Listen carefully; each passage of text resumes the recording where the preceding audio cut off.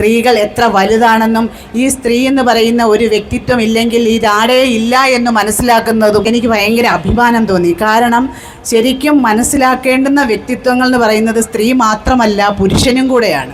കാരണം ഒരു പുരുഷൻ മനസ്സിലാക്കിയില്ലെങ്കിൽ നമ്മൾ എത്ര സ്ത്രീ ശക്തരാണെന്ന് പറഞ്ഞെങ്കിൽ പോലും നമുക്ക് ചില പോരായ്മകളുണ്ട്. നമ്മളത് മനസ്സിലാക്കി തന്നെയാണ് മുമ്പോട്ട് പോകുന്നത്. നമ്മുടെ ഈ സംസ്ഥാനം കേരളം മുമ്പോട്ട് പോകുന്നത് 10 വർഷങ്ങൾക്ക് മുമ്പ് നമ്മൾ ഓരോരുത്തരും ഒന്ന് ആലോചിച്ച് നോക്കിയാൽ നമുക്ക് തന്നെ ഓരോ കാര്യങ്ങൾ പറയാനുള്ളതായിട്ട് തന്നെയുണ്ട്. പക്ഷേ എന്നിരുന്നാൽ അത് ഈ 10 വർഷക്കാലം നമ്മളൊന്ന് എടുത്തു നോക്കിയാൽ നമുക്ക് മനസ്സിലാവുന്നത് ഒരുപാട് നമ്മൾ നൈറ്റ് വാക്കുകളും ഒക്കെ നമ്മളിതൊരു പദ്ധതിയായിട്ട് തന്നെ കഴിഞ്ഞ കാലങ്ങളിലൊക്കെ നമ്മൾ രാത്രികാലങ്ങളിൽ നടത്തും, അങ്ങനെയൊക്കെ നമ്മൾ ചെയ്തിട്ടുണ്ടെങ്കിലും ഇത് ശരിക്കും എല്ലാവരുടെയും മനസ്സുകളിലുണ്ട് ഈ മാറ്റം ഉണ്ടാവാൻ വളരെയധികം പാടാണ്. കാരണം മാറാത്തതൊന്ന് മാറ്റം മാത്രമാണ്.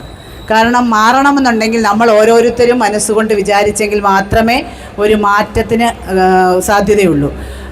ഇപ്പം എൻ്റെ ഒരു അനുഭവം തന്നെ പറഞ്ഞാൽ, നമ്മൾ എവിടെയെങ്കിലും ഒരു ദൂരയാത്ര പോവുകയാണെങ്കിൽ നമ്മളൊരു ബസ് സ്റ്റാൻഡിൽ ചെന്ന് ഇറങ്ങുകയോ അല്ലെങ്കിൽ ബസ് സ്റ്റാൻഡിൽ നിന്ന് ഇറങ്ങിയിട്ട് നമുക്ക് ചിലപ്പോൾ ഒരു ഓട്ടോയിൽ കയറി പോകണം എന്നുണ്ടെങ്കിൽ നമ്മൾ പുറത്തേക്ക് വന്ന് ഓട്ടോ വിളിക്കുമ്പോഴൊക്കെ നമുക്ക് നേരത്തെ കാലങ്ങളിൽ കിട്ടുന്ന ഒരു അനുഭവമല്ല ഇപ്പോൾ. കാരണം നമ്മളവിടെ ചെന്ന് ആ ഓട്ടോ വിളിക്കുമ്പോൾ തന്നെ അവർ നമ്മളോട് എവിടെ പോകണം, എവിടെയാണ് പോകേണ്ടത് കാര്യമായിട്ട് തന്നെ ചോദിച്ച് നമ്മളെ കൊണ്ടാക്കുക. എൻ്റെ അനുഭവമാണ്. കഴിഞ്ഞ ദിവസം ഞാൻ ഇവിടുന്ന് കണ്ണൂർ പോയപ്പോൾ എനിക്കുണ്ടായ ഒരു അനുഭവമാണത്.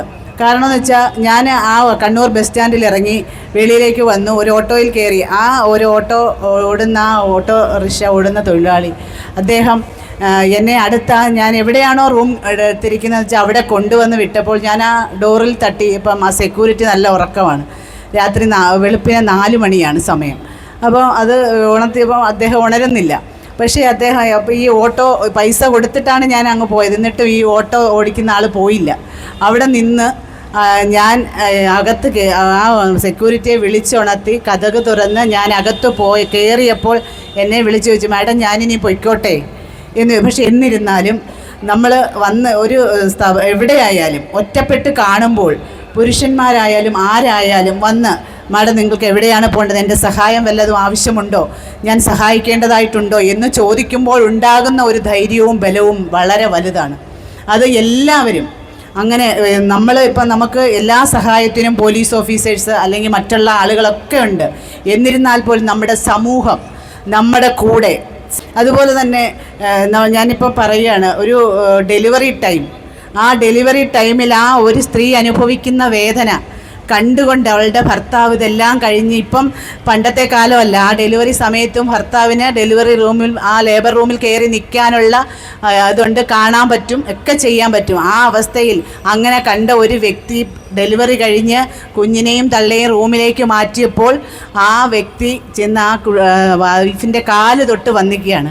കാരണം ഇത്രയും പ്രയാസം അനുഭവിച്ചാണ് ഒരു കുഞ്ഞിനെ പുറത്തേക്ക് നമ്മൾ കൊണ്ടുവരുന്നത്. ഒരു ജനസമൂഹമാണ്. ഒരു സ്ത്രീ എന്ന് പറയുന്ന വളരെയധികം കരുത്തുള്ള ഒരു വ്യക്തിയാണ്. ഇത്രയും പ്രയാസങ്ങളും എല്ലാം അനുഭവിച്ചാലും നമ്മൾ ഓരോരുത്തരും എത്രമാത്രം വലുതാണെന്ന് ഓരോ വ്യക്തികളും മനസ്സിലാക്കേണ്ടതായിട്ടുണ്ട്. ഓരോരുത്തരുടെ പ്രശ്നങ്ങൾ നമ്മൾ മനസ്സിലാക്കേണ്ടതുണ്ട്. നമ്മുടെ കുട്ടികൾക്ക് പെൺകുട്ടികൾക്ക് വിദ്യാഭ്യാസവും കാര്യങ്ങളും ഒക്കെ നമ്മൾ കൊടുക്കും. പക്ഷേ അവർ കല്യാണം കഴിച്ചവരെ വിട്ട് കഴിയുമ്പോൾ, അവർ വേറൊരു വീട്ടിൽ ചെന്ന് കഴിയുമ്പോൾ അവർക്ക് സ്വതന്ത്രമായിട്ടൊരു തീരുമാനം പോലും എടുക്കാൻ പറ്റാത്ത രീതിയിലേക്ക് നമ്മുടെ കുഞ്ഞുങ്ങൾ മാറുകയാണ്.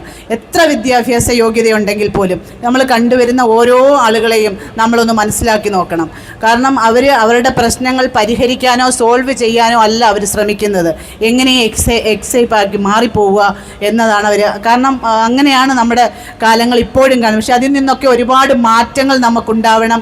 കാരണം നമ്മുടെ കുഞ്ഞുങ്ങളെ ആയാലും ഒക്കെ ഇപ്പം മാഡം പറഞ്ഞതുപോലെ നമ്മുടെ സുഹൃത്തുക്കളെ ആയാലും നമ്മുടെ അമ്മമാരായാലും നമ്മുടെ അല്ലാതുള്ള നമ്മുടെ പെൺ സുഹൃത്തുക്കളൊക്കെ ഒരുപാടുണ്ടല്ലോ, അവരെയൊക്കെ നമ്മൾ ബോധവാന്മാരാക്കി നമ്മൾ പറഞ്ഞു കൊടുക്കേണ്ടുന്ന കാര്യമുണ്ട്. കാരണം ഒരു ഭയവും വേണ്ട, നിർഭയമായിട്ട് നമ്മൾക്ക് ജീവിക്കാം എന്ന് നമ്മളവർക്ക് പറഞ്ഞു കൊടുക്കണം. അതുപോലെ ആ നിർഭയമായിട്ട് ജീവിക്കണമെന്ന് പറയുമ്പോൾ നമ്മുടെ പുറവിൽ നിന്നുള്ള ശക്തികൾ നമ്മുടെ ഒപ്പമുണ്ടെന്നും എന്തു പറഞ്ഞാലും നമ്മൾക്കൊരു ശക്തി ഉണ്ടെന്നും നമ്മൾ മനസ്സിലാക്കി കൊടുക്കേണ്ടതായിട്ടുണ്ട്.